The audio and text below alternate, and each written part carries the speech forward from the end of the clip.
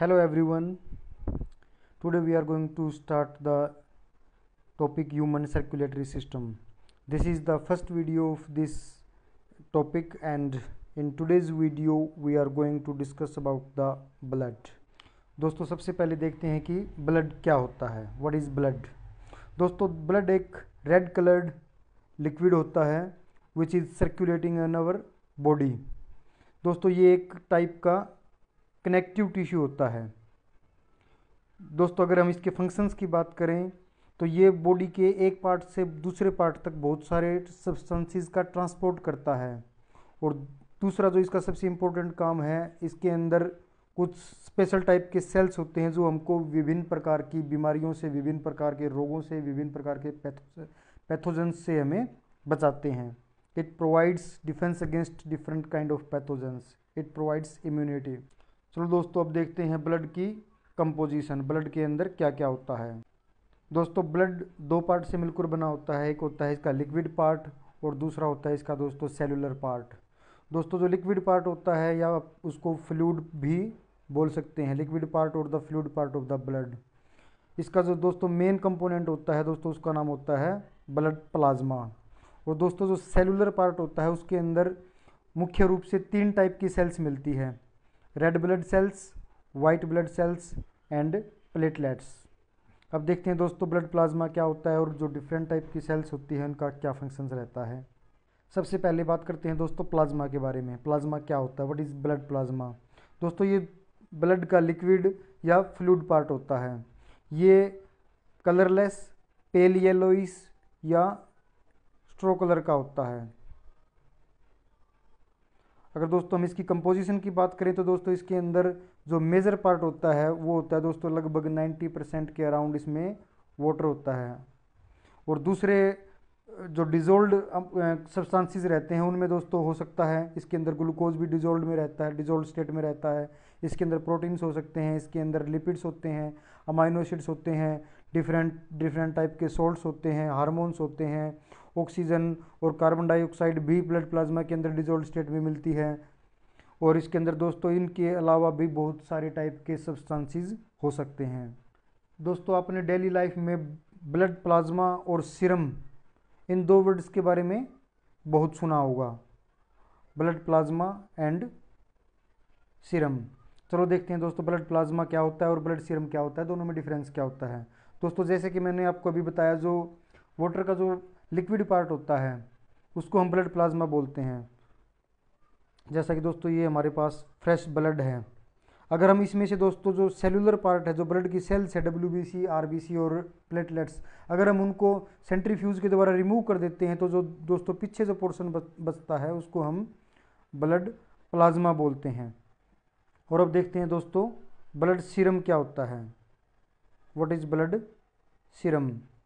दोस्तों आपको पता है जैसा कि अगर ब्लड को हम कुछ टाइम के लिए रख देते हैं तो ब्लड क्लोटिंग होता है, ब्लड स्टार्ट्स क्लोटिंग, खून जमना शुरू हो जाता है, ब्लड क्लोटिंग या उसको ब्लड कोएगुलेशन बोलते हैं.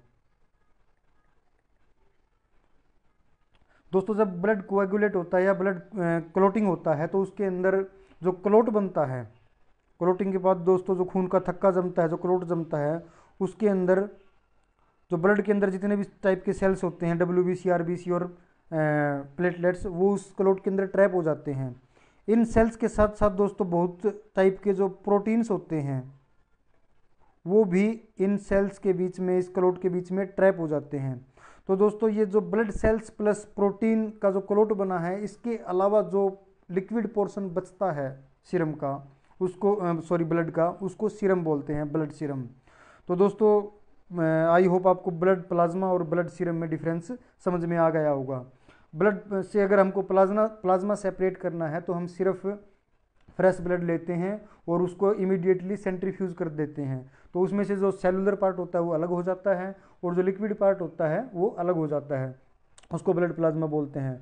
और अगर हमें सीरम की रिक्वायरमेंट होती है तो दोस्तों हम जो फ्रेश ब्लड लेते हैं उसको कोएगुलेटिंग एजेंट्स डालकर उसको ऐसे केमिकल्स मिला सकते हैं उसके अंदर जो खून को जमने में हेल्प करते हैं. या इस तरह के केमिकल्स अगर हम यूज़ ना भी करेंगे तो भी नेचुरली ब्लड कुछ टाइम के बाद क्लोटिंग ब्लड का होता ही है. तो जो ब्लड का जो क्लोट बनता है उसके अलावा जो लिक्विड पोर्शन बचता है दोस्तों उसको हम ब्लड सीरम बोलते हैं।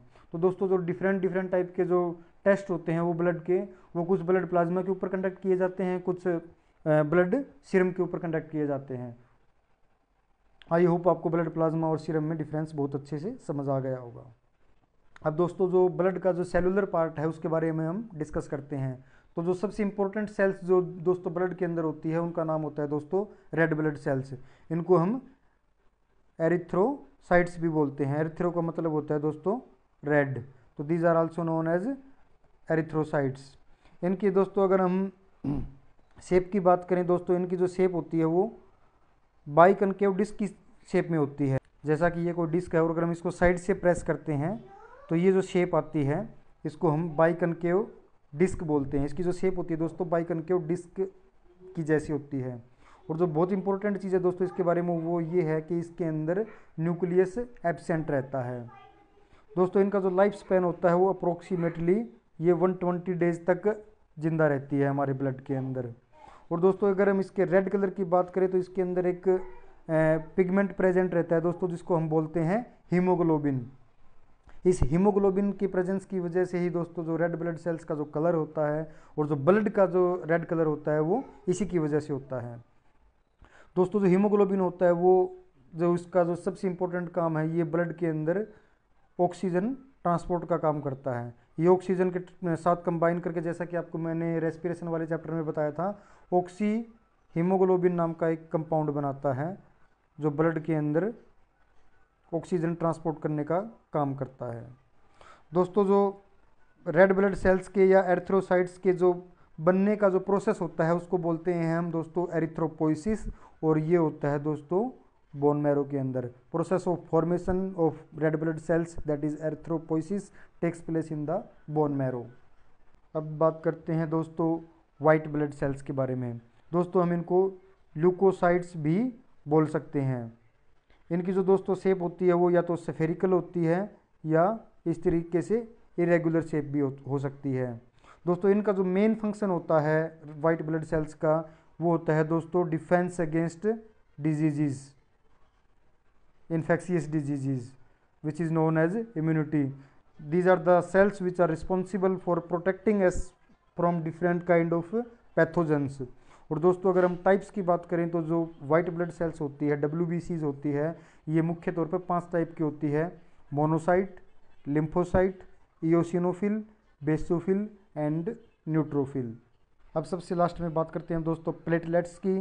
प्लेटलेट्स को दोस्तों हम थ्रोम्बोसाइट्स के नाम से भी जानते हैं। दोस्तों ये बिल्कुल स्मॉल साइज की, कलरलेस और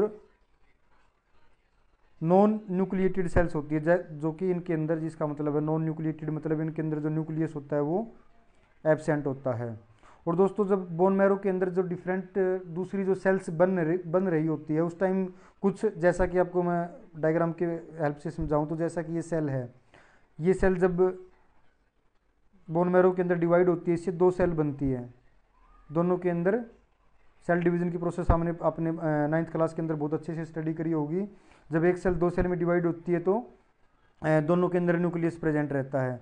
और साथ में दोस्तों जब सेल डिवीजन का प्रोसेस होता है बोन मैरो के अंदर तो साथ में कुछ नॉन न्यूक्लिएटेड स्मॉल साइज के बिल्कुल सेल फ्रेगमेंट्स भी बनते हैं।